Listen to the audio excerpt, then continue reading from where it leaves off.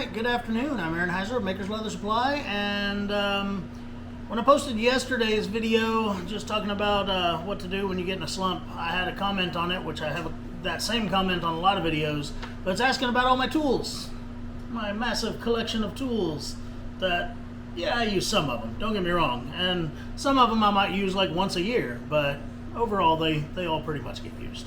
So anyway, this video I'm going to show you my tool storage systems. That was part of the question, and then I'm just going to go through and show you all the tools and what they do and stuff like that. Maybe it can help. So here we go. Alright, so first things first, let's talk about my little storage system here, okay? This is called a French Cleat system, alright? So I made the little tool holders, and they actually all very easily come off of the racks. I've got a cut of 45 degrees at the bottom of each of the tool holders, and then there's a matching cut of 45 degrees on the wall, and that's how they go. That stands for this entire rack that sits on this side of my wall, and also this one that's on the other wall. Every one of those is a French Cleat or just hanging in the French Cleat system. Okay? Sorry, kicked over a cutting board there. So yeah, that's the system, I guess you can say. Other than that, I just put it on a plywood backer and then screwed the whole thing into the wall. That way there's not a ton of, I didn't want to just screw the French cleats into the wall, because then there'd be tons of screw holes. So yeah, that's that. That's my little storage system for them all. Other than that, I've just got regular old cabinets. Buy them at Home Depot. They're plain or naked, I guess you could say. They're not stained. They're not anything. I like how they wear, and they get my dirty hands on them. And I put stickers on all over the other set I have in here, but you can't see those because they're covered in crap. So now we're gonna change the camera angle, and I'll start showing you what some of these tools do. Alright, so I basically just grabbed one or two of each tool off that wall and pulled them down here, and yeah, we'll see what these things do. I've got some veg tan leather here, just some coasters that we have cut out that we experiment on and stuff like that. So I'm going to try really hard to somewhat keep this organized, but let's just start with edgers. Okay, I've got quite a few edgers. Several of the sets that you see on that set, or on that wall, are just edgers. I like different ones for different things. I have different ones for samplings of different tools that we sell or that I've used in the past, stuff like that. Some of these just came from my personal collection over the years. But we'll start right here. These two are from Ron's Tool Company up in Montana. Okay, Ron's is a great company. They've been around for years. Ron has long retired, but a fellow named Toby owns it now. And Toby is a real good guy, Amish fella. He makes dang good tools. They are kind of expensive, but you get what you pay for sure, because they are really good tools. So I really like his edgers. There's two different styles of his edgers. This one is called a Montana edger, and then this one is just his round edger. Okay, the Montana edger, if you can look at it, has much narrower profile than the standard edger, and that's for thinner leather. Okay, sometimes when you're edging a piece of leather, you'll get on there and it's like the edge of your tool is hitting your surface of your desk before the cutting edge is actually getting to the leather. So that's what the Montana edgers are for. There's 5 different sizes. We do carry both of these styles in the store. But anyway, okay, this is a 4 to 5 ounce piece of leather right here. The Montana edger will reach the edge of it and do some edging, okay? But the other one, this size number 2 of the regular round edger, it actually won't unless I give it a lot of angle, and then it's actually too much angle for what I'm supposed to be doing here. Anyway, these are amazing tools. I love them. I'm so glad I have both of them in my set. But yeah, they're worth a look. While we're on the subject of Ron's tools, I'll just go ahead and show my other couple of tools I've got out from Ron's. Here we go. All right. this one right here and this one right here, these are French edgers, okay, also called French skivers, and they're flat. They're just big, wide, flat blades. Good for a number of uses, but one of the biggest ones is some people will use them to skive leathers like veg tan and stuff like that. I don't use one of these very often, so to be very honest with you, I am not well practiced in skiving with it, okay? So yeah, that's why you see me struggling there, is because it's not something I normally use. Very rarely do I use a French edger, and when I do, this one's a little easier because it's such a smaller blade. When I do, I use it for this purpose. Let's say I've got these 3 pieces of leather and they're all glued together, but if you look at the profile of them, they're not flat across. Okay? So what I'll use a French edger for is I'll go across that. I can't do it because they're not glued and sewn like they should be. But I'll go across there and I'll flatten that out. And it's a neat way to trim down your projects when you have multiple layers that you're dealing with. So that being said, usually on these French edgers, I only use the smaller ones, okay? All right, now my absolute favorite Ron's tool, I'm pretty sure this is pretty much a proprietary tool. I've never seen another maker that has them.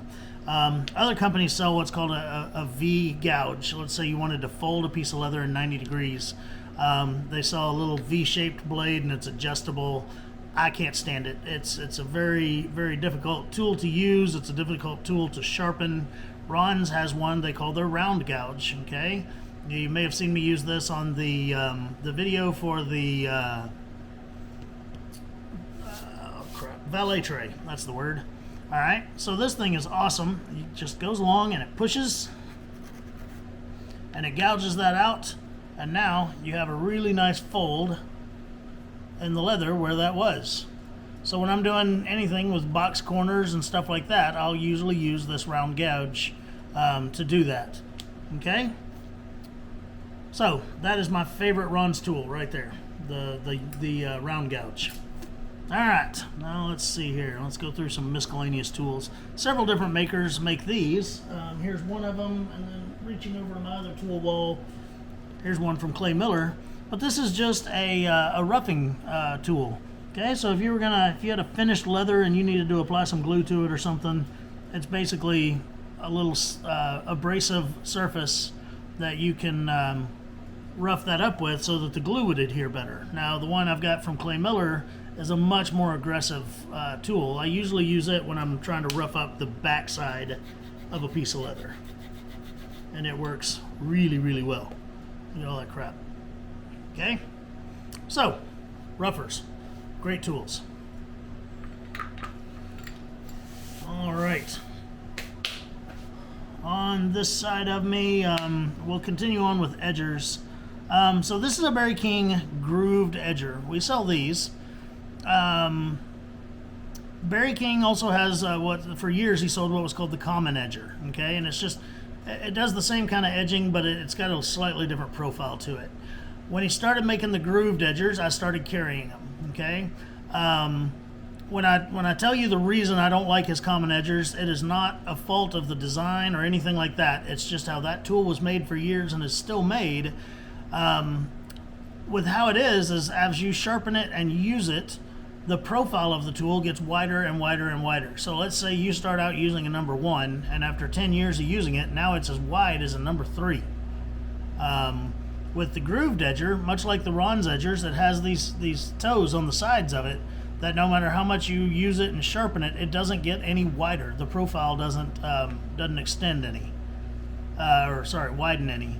So a number 1 like this one stays a number 1 for its entire life. Okay, so also great edgers. I know it looks like I'm having a hard time. It's always, if you've ever edged round leather, it's always hard to edge an outside curve like that. I'm not sure why I grabbed round coasters and not more square coasters.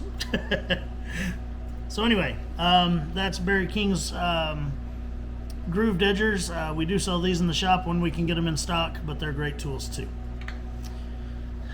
This is our brand of tools made for us by an overseas tool maker.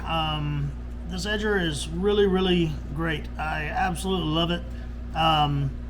Their sizes do run kind of small though. Like a number 2 here it's a pretty small tool. Let me find a non-edged piece of this. But I do really like them. They're super sharp. They stay sharp. They work really well. My only complaint, I guess you could say, is unlike most of the American edgers you hold way up at a higher angle, these you hold at kind of a lower angle to the leather, almost parallel to the edge of the leather, and they work a lot better that way. Okay, so that's all the edgers that I have on my bench. All right, so now we're going to move on to what some of these other tools are, and I guess we'll look over here and pick out these two tools right here. These are creaser. Well, this one is a creaser. Okay, so it has an edge that's designed to crease or create a crease line in a piece of leather, and then it has a longer edge that hangs off the side of that leather, so to use as an edge guide, I guess you can say. All right, so let me get this piece right here wet. And again, dumb of me to grab round things to do this with. It is much easier on a flat piece of or a square piece of leather. But anyway. So all you're going to do is one of these, and they come in several sizes. And my phone's going off here. All right, so there it is. It creates a nice creased line along an edge of a piece of leather. Reason being is, let's say you just have a plain strap. Well, that just simply won't do, but you also don't want to tool the dang thing. So these edgers, or these edge creasers are really nice to just add that little decorative flair to it. Okay, so great tools. Now here we have one that's pretty much the exact same kind of tool, but it doesn't have, one of the legs is not longer than the other. So what it's for is to do 2 of those lines at once, in a border type fashion around something. And then the deeper you do it, the more it'll even have a nice rounded appearance to the border or edge that you're doing. Okay, the edge creaser and the beaded creaser here, I don't use them a lot, but again, when I'm doing something that just kind of has plain straps to it, I will use them then. Okay, I'm gonna have to pause this right quick and find out what's going on, because I've got several missed messages here. Alright, sorry about that, folks. I had to run over to the shop for a few minutes. The next tool up to bat is another edge creaser. This is one we do carry in the store. It works really, really well with heat, but it's more of a European style creaser. At least that's what I refer to it as. I'm not sure that that's an official nomenclature, so don't hold me to it. Anyway, these are really great when you heat them up, especially. They work on all kinds of leathers, but the European style creasers are much thinner. They're not as wide as the like the Western style ones that like Barry King makes and stuff like that. I use these a lot when I'm working with alligator and stuff like that. I'll heat them up and use them along the edge, and it'll help me mark where like a stitch line is going to go and stuff like that. Or to do wallets and such, I'll use them on the wallets as a pocket crease and stuff like that, just to have a nice finished look to them. Okay, so that's that kind of creaser. We have those in the store in 4 different sizes. All right, this thing right here, I'm not gonna say never. I haven't used one of these in years, but it's called a tickler or a molder. Now, when I used to make a lot of holsters, to wet form a holster, you would use tools similar to this one. They come in lots of different sizes and stuff, but it also can be used as a creaser without an edge guide, basically. Okay, so people can. It's a kind of a multi-purpose tool. Like I said, you can crease with it, you can mold with it, you can whatever. It's not sharp like a swivel knife sharp, but it's sharp enough to get you some good lines and stuff in leather. Yeah, that really is all I have to say about it. Just because I don't use them a lot anymore. I used to make a lot of holsters, and that's when I used them the most. Alrighty, what do we got here? This is a push beveler. I've used these on a couple of videos. This one is made by Barry King. So was that tickler that I was just using. But push bevelers are awesome because if you're beveling long borders and stuff like that, it's just a really quick way to do it. Okay.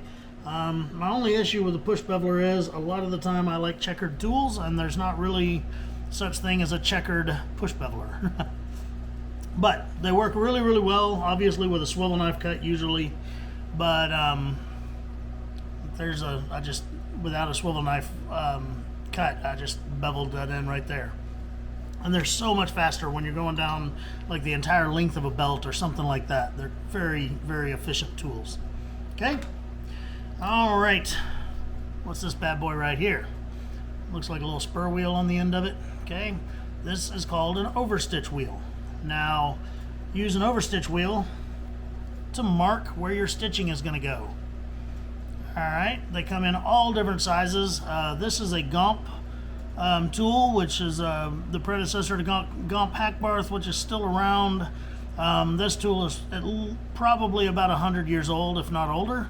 I have a whole set of these ranging from 5 stitches per inch up to 12 stitches per inch. This one is an 8. 8 is what I use the most.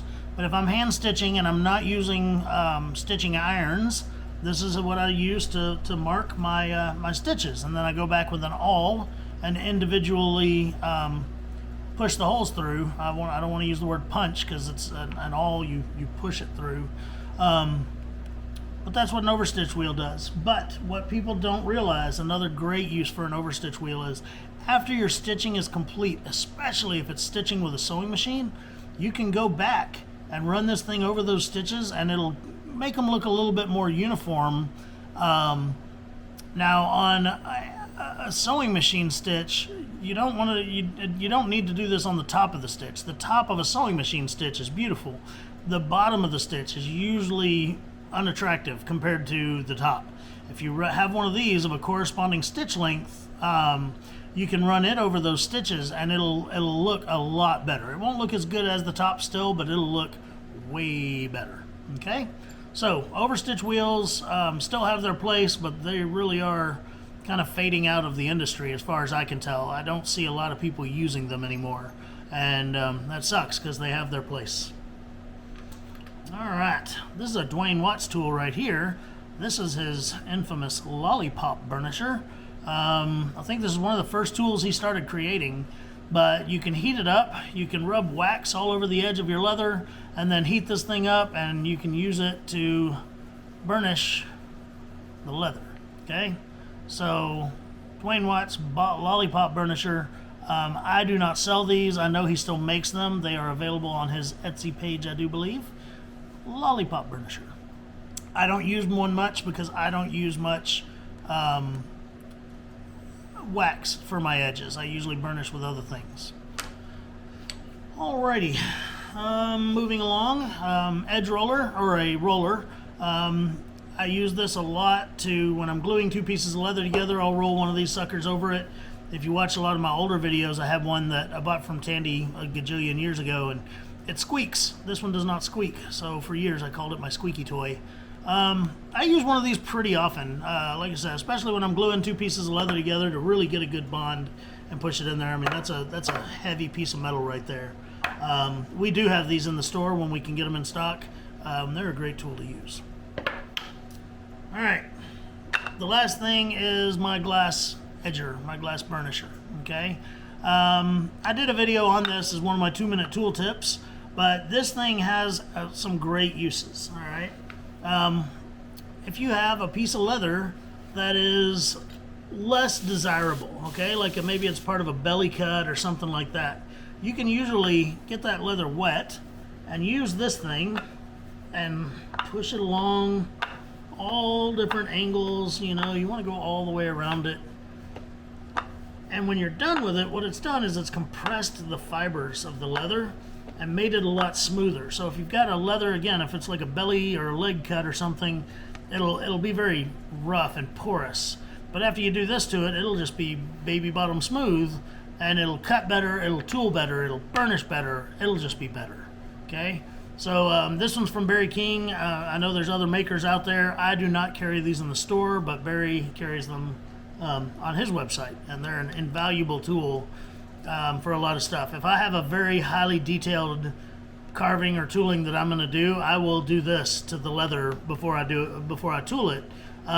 Even if the leather's not rough, I'll just do it to pre-stretch the leather and everything, and my tooling will turn out a little bit nicer because I think it kind of helps with the quality of the leather. Anyway, that's it. That's all the tools off that rack, other than a couple of awls and things like that. Oh, wait, nope, here's one more. This simple little thing right here is a scratch awl. And for the first 15 years I did leather work, I never even used one. I knew what they were, I'd heard of them, whatever. But, I mean, just a super simple little thing to mark leather with. And now I use them almost every single day, whether it's to make a mark, to mark a sew line, or to create a cutting path or something like that. I use the heck out of these things to just scratch my leather. And yeah, everybody can always use a pointy thing in the shop. Pointy things are good.